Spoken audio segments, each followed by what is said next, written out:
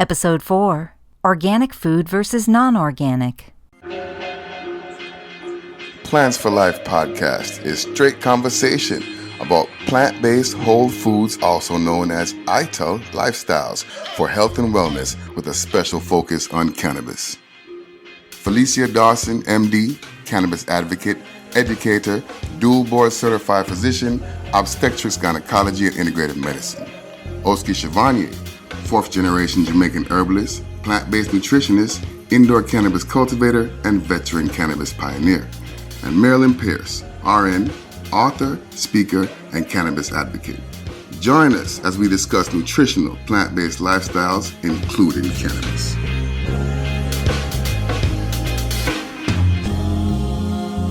I think the best way to think about organic versus conventional crops is really more about what's not in organic. You know, it's no pesticides, no herbicides, no radiation, because a lot of conventional food is irradiated to kill things. There's no genetically modified organisms. That's part of the definition of organic.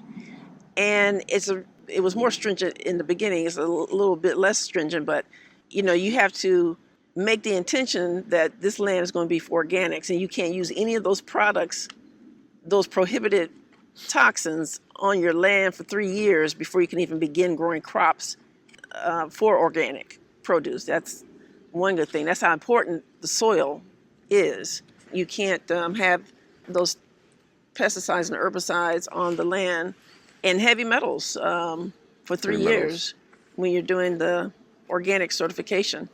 And your crop, your land is tested every year to make sure you're doing what you're supposed to be doing. So people will say, well, you know, this organic apple doesn't have any more nutrition than a conventionally raised apple.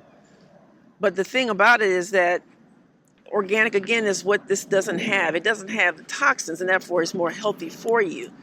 Because Monsanto has been levied with a bunch of court cases. They've had 3 judgments across against them because Roundup causes non-Hodgkin's lymphoma. Even when it was brought to their attention that Roundup might be causing health issues, they ignored it. Right. And for 3 different court cases to be settled or be determined in place of the plaintiff, multi-million-dollar settlements. I mean, I think the last one was $2 billion, and Monsanto appealed it, and they still lost, but the judge did reduce the winnings down. I think it's now down to 20 million or something to that effect. But for Monsanto to get a case against it like that, 3 of them, with about 800 pending, there was a lot of evidence showing that they knew that, number one, Roundup is detrimental to human health, and number 2, they ignored the evidence. And that's why I believe they lost, and they're going to lose even more. Yet, they have merged with Bayer and created their cannabis strains. So that's what's coming for people right now in the cannabis industry. That entity that you just talked about has partnered with Big Pharma. No, they were Bayer, bought. They were bought by Bayer, Monsanto was bought by Bayer. Boom. And are now producing cannabis seeds. So that's pretty much what's taking over the shelves is what's going to take over the cannabis industry. And that's a host for another podcast. That's if the people don't understand that what's going on in politics affects your life.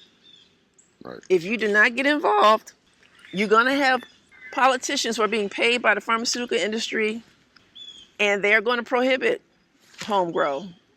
They're going to make it so nobody can even profit in the industry but big cannabis companies. And that's why it's so important for people to get involved in the political process, to run for office, and to hold the politicians accountable and fight for term limits and get the money out of politics. Because right now, cannabis is going to go the way of the food industry if you're not careful.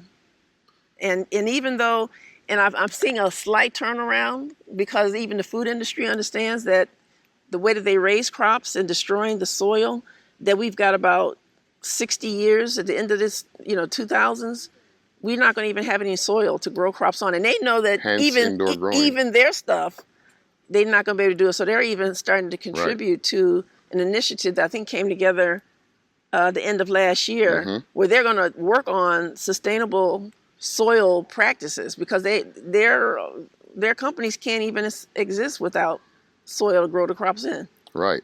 That's also where this innovation is, where the grant money is coming in as well too, because all that got put in there this last little round here, because they know that agriculture as we know it is failing. All the farmers are old and dying off. The skill has not been passed down. There are no new farmers. There are no young farmers. That's brand new. Like there's actually a ton of grant money out there to support disenfranchised or small and underprivileged farmers, because they realize that they're about to not have any farmers pretty soon. One more thing I want to say on that note, as important as it is to vote, is as important as it is to learn about how to grow this plant yourself and get yourself a reputable seed producer. Because at the end of the day, if they don't do the right thing, you may have to do the right thing for yourself. But you can do both. It's like you protest and vote. Right. Vote and grow your own food. You can do both. It doesn't have to be either or. Right. No, it really must be both. Definitely must be both. It's got to be both. All of the above. It's got to be. But don't depend on them to get it right. No. Because that's not their area of expertise, doing right. True. So here's this. Check it out. Next thing is, not everybody has access to a ton of organic food. Not everybody can afford organic food. I know right now in Miami it's $1.50 for an apple. That's not even organic. The organic one's like $2. It makes no sense. If you can't grow your own vegetables or fruits, then eating organic straight through might not be in your budget, or you may not be able to get mostly organic food. If you can even get to it, you may have only Walmart in your vicinity and a corner store, because that's how it goes sometimes. I know that's how it is in my neighborhood. If you don't have a car, you're not getting no food. You're gonna have to go to Walmart. So and Walmart does have organic. They do have organic, but you're limited. Yeah. So you can't design your diet around organic if you have a Walmart for an option. True. But you can know how to wash the inorganic produce or the non-organic conventional produce, right? Yes. and Properly. washing it might take care of some of that surface herbicide, some of that surface pesticide, but if you have a crop that's been sprayed its entire life, the blossom, everything, that all those chemicals are still in the flesh of that fruit. Right. All the chemicals are still within that vegetable or plant. It's been fertilized too. And you can't wash that off. And so, True. I mean, it's better than nothing to wash it off, but it's not as good as it can be. But it's understandable. Yes, organic is expensive, and that's why we talk about going to the Environmental Working Group's website, ewga.org, and look at their Dirty Dozen and their Clean 15, and try to stay away from the Dirty Dozen, because those are the foods and fruits and vegetables that are the highest in pesticides and herbicides and all that, and stick with the Clean 15 because they have lower amounts. And so if you're on a budget, that is what you do. Go for the Clean 15, avoid the Dirty Dozen. Right. And you know what? It really comes down to this. Get organic when you can, wash conventional when you can't, and detoxify regularly. Because no matter what, you're going to get these toxins inside of you. So there's ways that you can get yourself agents to detoxify yourself in Walmart. You may find yourself some parsley and cilantro and whatnot to be able to do heavy metal chelation. Or you may have to do some sort of online herbal shopping from herbal places that sell organic herbs to assist your self-detoxification.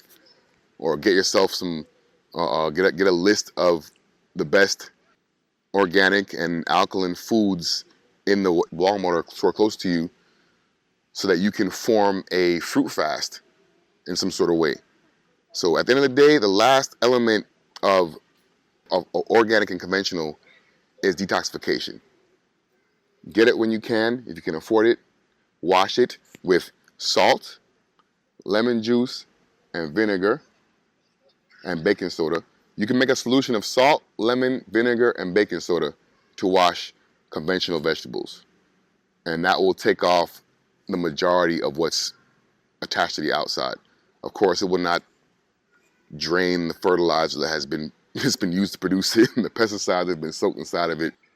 Plants are so absorbent that they're just constantly absorbing everything. So we talked about what organic is, what the finances of it, and we have to remember to talk about why it's important. We eat 2-3 times a day, so that means you're taking in information. I like to think about what you eat, what you think, what you do. All that is information that you're bringing into your body, and all that information is talking to your genes.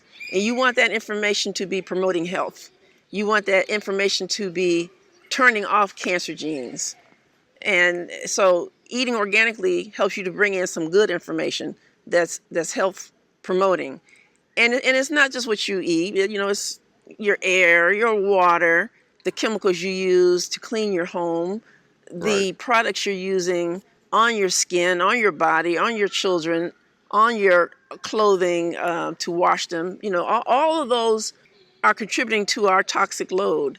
Right. So food is a big part of it because we all do it every day, a couple times a day. But you really have to look at, everything. When we take in things that are toxic, it causes chronic inflammation. And we think that that's the cause of pretty much all of our illnesses today, the diabetes, the high blood pressure, the heart disease, the cancer. All of that's from chronic inflammation because we're bringing stuff in to our homes, into our bodies, putting it on our skin, that's causing chronic inflammation. I remember seeing an experiment where there was someone was eating a piece of meat and they watched to see how quickly it digested.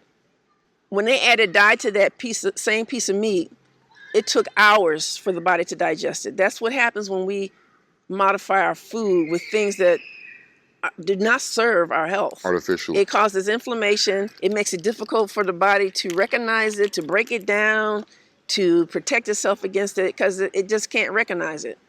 So that's why eating organically, living organically if you can, is important, because it helps you to be your best version of you and give your body good information. Absolutely. Organic when and if you can. Conventional, wash with a solution of baking soda, lime juice, and salt. Avoiding the dirty dozen. Avoid the dirty dozen. And do the clean 15. And clean 15. And detoxify often. Period. If you eat organic all day long anyways, you got to detoxify because there's a ton of more toxins bombarding us than just our food. So yeah, if you're alive on the planet today, right, you've got to detoxify. Thanks for listening. Please subscribe to this podcast. Also, look for us on YouTube and at plantsforlife.com. Plants for Life. Plant-based lifestyles and ancient nutritional treatment strategies. Plants for Life. The ideas presented in this podcast are meant for general informational purposes only and should not be considered professional advice. The Plants for Life podcast and Plants for Life LLC and all affiliate subsidiaries disclaim any liability for any damages arising out of reliance on the information presented. Please consult licensed professionals for any medical, legal, or business advice.